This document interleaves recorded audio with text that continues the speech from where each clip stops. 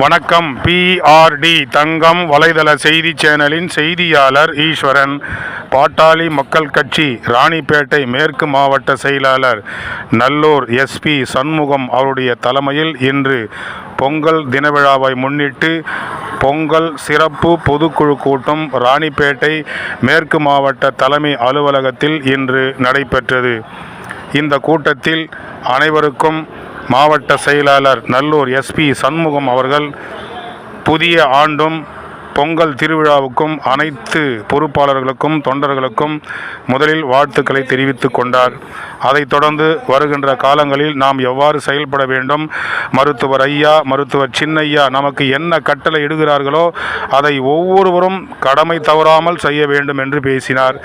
இந்த பொதுக்குழு கூட்டத்தில் மேலும் மாநில துணை செயலாளர் KL இளவழகன் அவர்கள், முன்னாள் மாவட்ட செயலாளர் MK முரளி அவர்கள் மற்றும் மாவட்டம் முழுவதும் உள்ள ஒன்றிய செயலாளர்கள், நகர செயலாளர்கள், பேரூராட்சி செயலாளர்கள், கிளை செயலாளர்கள், மகளிர் அணியைச் சார்ந்தவர்கள், மாணவரணியை சார்ந்தவர்கள் அனைவரும் கலந்து கொண்டு இந்த பொதுக்குழு கூட்டத்தை சிறப்பித்தார்கள்.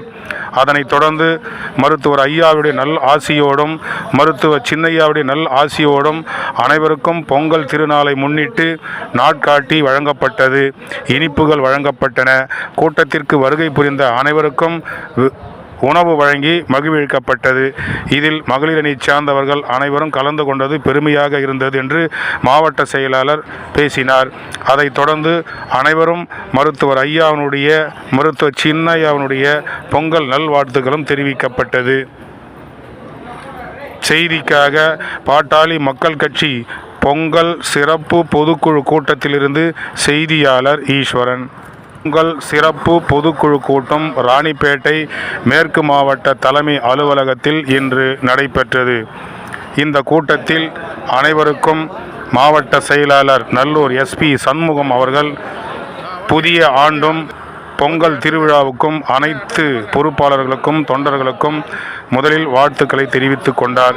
அதைத் தொடர்ந்து வருகின்ற காலங்களில் நாம் எவ்வாறு செயல்பட வேண்டும், மருத்துவர் ஐயா மருத்துவர் சின்னையா நமக்கு என்ன கட்டளை இடுகிறார்களோ அதை ஒவ்வொருவரும் கடமை தவறாமல் செய்ய வேண்டும் என்று